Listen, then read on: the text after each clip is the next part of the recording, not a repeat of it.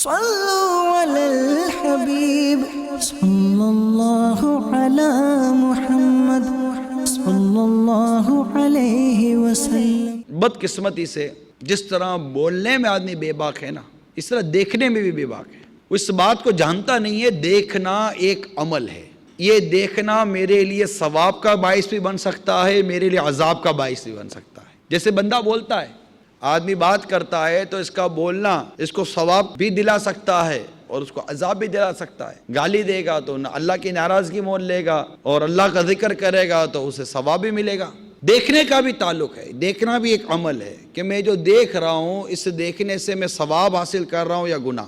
جو چیز دیکھنے سے رب نے منع کی اس سے بچنا بندگی ہے۔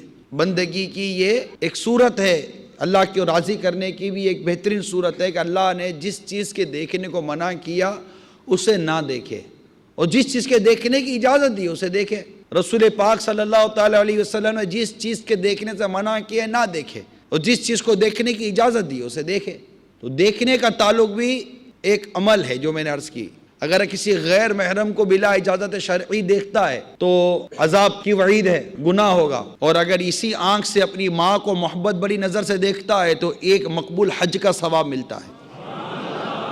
پارہ 18 سورہ نور کی آیت نمبر 30 میں اللہ تعالیٰ ارشاد فرماتا ہے، قُل لِلْمُؤْمِنِينَ يَغُضُّوا مِنْ أَبْصَارِهِمْ۔ میرے آقا نعمت امام اہل سنت مجدد دین و ملت پروان شمع رسالت مولانا شاہ امام احمد رضا خان علیہ رحمت الرحمن اپنے شعراء آفاق ترجمہ قرآن کنز الایمان میں اس کا ترجمہ کچھ یوں کرتے ہیں، مسلمان مردوں کو حکم دو اپنی نگاہیں کچھ نیچی رکھیں۔ یہ مردوں کے لیے حکم تھا سورہ نور میں۔ عورتوں کے لیے ارشاد قرآنی ہے آیت نمبر 31 میں، ترجمہ کنز الایمان، اور مسلمان عورتوں کو حکم دو اپنی نگاہیں کچھ نیچی رکھیں۔ سورہ نور میں مردوں کے لیے عورتوں کے لیے نگاہوں سے متعلق یہ تاکید ہم نے سنی جو ہمارے رب نے ہمیں عطا فرمائی ہے۔ صحیح مسلم کے حوالے سے اسی کتاب پردے کے بارے میں سوال جواب میں نقل ہے، حضرت سیدنا جریر بن عبداللہ رضی اللہ تعالی عنہ روایت فرماتے ہیں، میں نے سرکار دو عالم نور مجسم شاہ بنی آدم رسول محتشم صلی اللہ تعالی علیہ وسلم سے اچانک نظر پڑ جانے کے متعلق دریافت کیا۔ اچانک نظر پڑ گئی، جا رہے ہیں پڑ گئی نظر، اچانک نظر پڑ جانے پر جو دریافت کیا تو میرے آقا صلی اللہ تعالی وسلم نے فرمایا اپنی نگاہ پھیر لو۔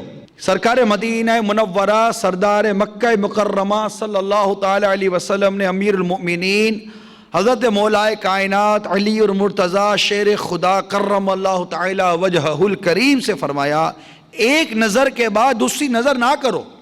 یعنی اگر اچانک ملا قصد کسی عورت پر نظر پڑی تو فوراً نظر ہٹا لے اور دوبارہ نظر نہ کرے، کہ پہلی نظر جائز دوسری نظر جائز نہیں۔ جیسے کہ ہم جا رہے ہیں، کوئی نظر پڑ گئی، اب نظر پڑ گئی تو یاد رکھیے بلا قصد ہے۔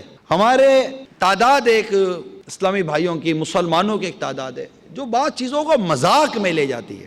اب جو جاہل قسم کے لوگ ہوتے ہیں، پہلی نظر تو معاف ہے نا، دیکھ لو، یہ آپ نے بھی سنی ہوگی بات، پہلی نظر تو معاف ہے دیکھ لو۔ اب پہلی نظر جب معاف ہے دیکھا تو پہلی نظر ہی دیکھا، دوسری کرنی نہیں ہے، استغفر اللہ، ٹھیک ہے نا، دوسری کرنی نہیں ہے کہ پہلی نظر معاف ہے۔ اب پہلی نظر معاف ہے، اس میں دو تین چیزوں پر غور تو کرو۔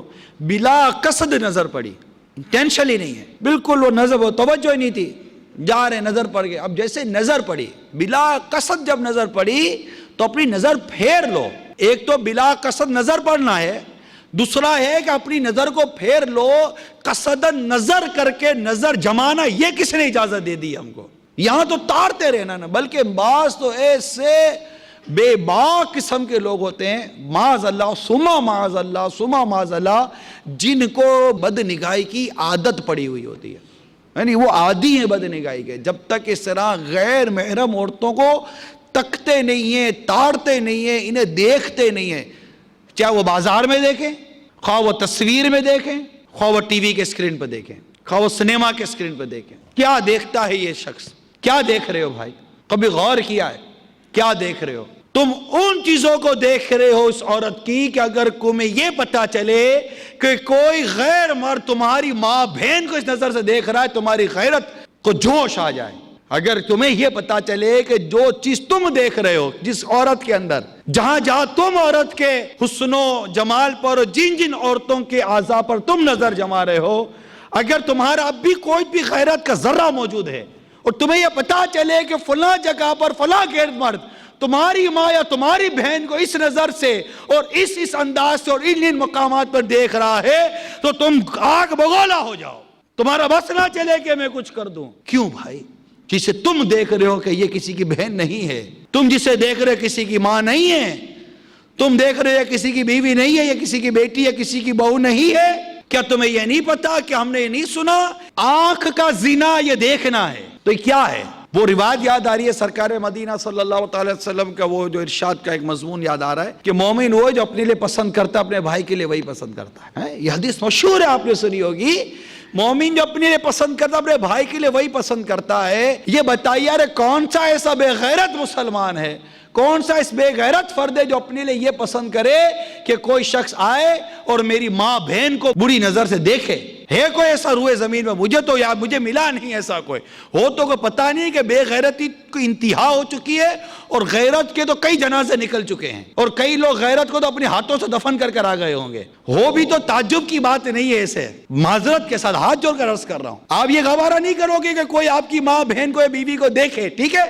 مجھے یہ بتائیے، آپ اپنے ساتھ اپنی بہن کو، اپنی چلے بیوی کو لے کر چلے گئے، یا باپ اپنی بیٹی کو لے کر چلا گیا، آپ لے کر کسی دعوت میں گئے، دیکھیے، اور آپ کسی سے ملاقات کروا رہے ہیں، meet him, meet her, she is my wife۔ English modern جنہیں وہ زیادہ وہ ہیضہ ہو گیا تھا، انگلش کا ہیضہ ہو جاتا ہے، اس سے ملیے، یہ میری بیوی ہے۔ دعوت اسلامی کی یہ خصوصیت ہے کہ یہ معاشرے کی برائیوں کو ہائی لائٹ کرتی ہے، ہمارے اندر کے چور پکڑتی ہے، یہ کہ بھائی بتاؤ تم یہ کرتے ہو کہ نہیں کرتے؟ کرتے ہو نا؟ غلط ہے، کرتے ہو غلط ہے، توبہ کرو۔ صلوا علی الحبیب صلی اللہ علی محمد صلی اللہ علیہ وسلم۔